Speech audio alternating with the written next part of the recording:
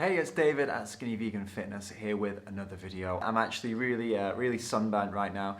I'm hoping that it doesn't come on this video too clearly. Spent way too long in the sun yesterday and was reminded in a pretty brutal way that I am British. Today's video is going to be about Meet the Victims.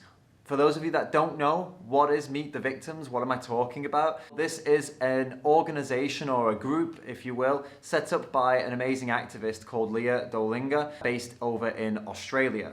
Now, what she did was she started this group where they go inside the farms, like factory farms, and their aim is to kind of take over the farm. So it's all non-violent, no one's breaking anything, but they go inside, they take a seat, they make some demands. Usually those demands are let the media in or allow us to rescue a piglet, allow us to rescue a chicken, something along those lines, okay? So not unreasonable considering what is happening in these places. This has been in the media recently in a few countries. Most recently it's been in the media in the Netherlands as there was a very big eventful event. It got out of hand. The local farmers came and were vandalizing the activists' property. They did around 50,000 euros worth of damage to the activists' cars. They were actually flipping the cars over, which is just phenomenal. And all the activists did is what I told you. They entered the farm peacefully without breaking anything. They sat in the farm and they made some requests. These requests were not honored, and in the end the police arrived after 10 hours and removed them. Is this effective? Is this good? Is this giving vegans a bad name? Is this making vegans look crazy? Do you think that it's making people move away from veganism, like go the opposite way? In a way, I would say that the answer to all of these questions is yes. Because yes, of course, some people will be turned off by this, absolutely. Of course, some people are going to move away from veganism, absolutely, because of this, because it upsets them.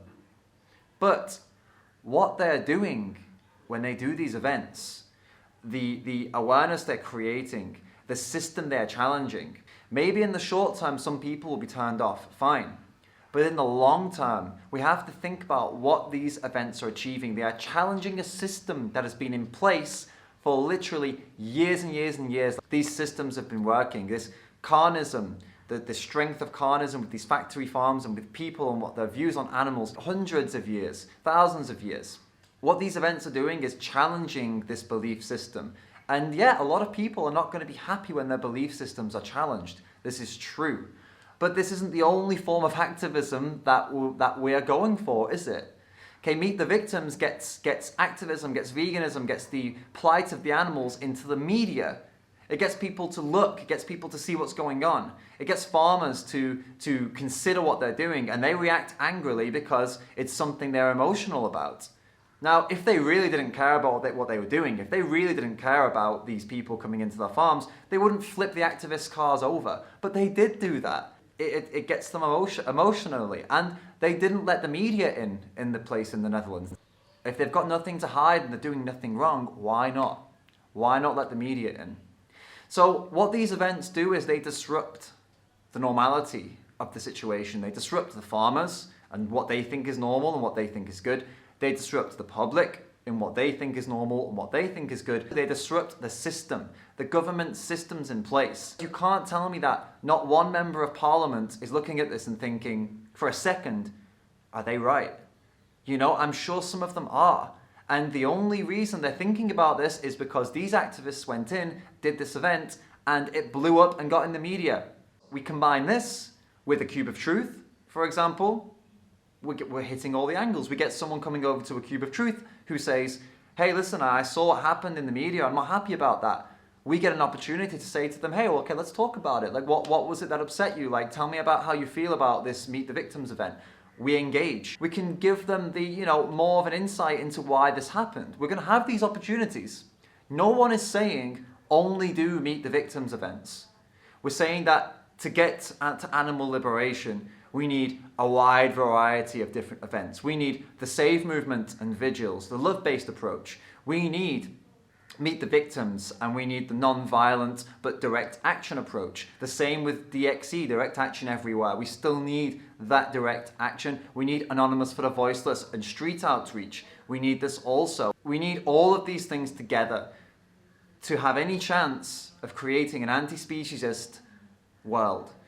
We need to combine what everyone's good at, what everyone's skills are. It takes all of us together to do this. And maybe you don't agree with what the Meet the Victims activists did. Maybe it's not your thing, you don't agree with it, you don't like it, you're not happy with it. Okay, that's fair enough. If you don't agree with me and you don't agree with what they do, all right then, okay then. But let's allow them to keep doing that. Let's not go out there and bash them publicly, because what they're doing is hard, okay? It's not easy. Those activists got arrested. Yeah, they got arrested. They're not playing around here. Like, this is serious stuff. So if you don't agree with it, it's not your thing, that's absolutely fine. But don't bash them when they're doing something that many of us couldn't do.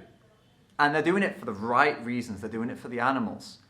Instead of bashing them, go out and create the activism you want to see. If it doesn't exist right now, go and create it. If it exists, go and do it. That's all. That's all it is. That's all it takes. If all of us spend less time bashing and more time acting, and we'll have an anti-speciesist, vegan world, free of animal exploitation, sooner than we could ever hope for. I hope it's been useful for you. This is just my personal opinion on Meet the Victims and any similar events like DXE events, Direct Action Everywhere, and these kinds of direct action events in general. I think they're all 100% necessary, as also I think that the outreach is necessary to the streets, to your family and friends, to vigils, you know, getting out there, doing some love-based approach, activism, doing some non-violent direct activism too. Go flyering, that's also, you know, it can be effective. Go out there, do some college talks, university talks, school talks. Get involved with the political side of things. If you know your stuff around, you know, the local government, try and get involved with some local MPs, reach out to them. You know, whatever is your thing, then go ahead and do it. I think that we need all of these things together, and I think we should be supporting each other 100% throughout all of these things, even if it's not quite the thing that we think works the best. Even if we're like, it's not my thing, I don't think it works the best, we'll still get out there and still support these people. You don't have to go and do it yourself, but at least, you know, don't bash them. You know, at least be neutral. Neutral or positive, yeah? Either don't say anything or tell them, hey, I appreciate what you're doing. So that's my thoughts on Meet the Victims and those similar actions.